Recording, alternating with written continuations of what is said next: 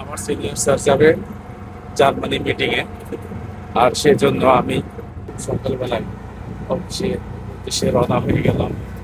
আমার অনুষ্ঠান 9টা থেকে শুরু হয়, অথচ আমি 7টায় অফিসে ঢুকছি।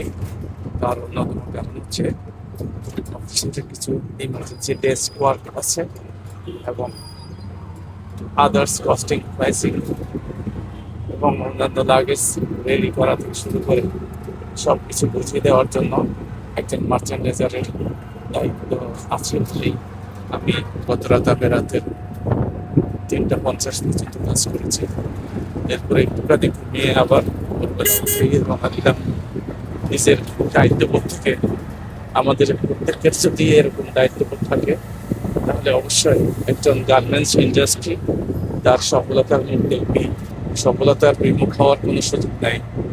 তাই আসুন আমরা গার্মেন্টস ইন্ডাস্ট্রিতে যারা আছি তারা মন দিয়ে যেন আমরা সবাই কাজ করি এবং 4 ডিপার্টমেন্টের যে কাজ সেই যেন সরাসরি সফল করার চেষ্টা করি, তাহলে পুরো একটা টিম ওয়ার্ক হবে।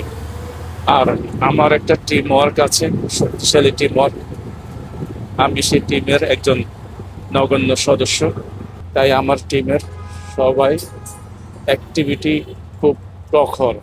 সেজন্যই আমার বাইরের অবস্থান, আমার কোম্পানির অবস্থান, এক কথায় সব কিছুই পারফেক্ট।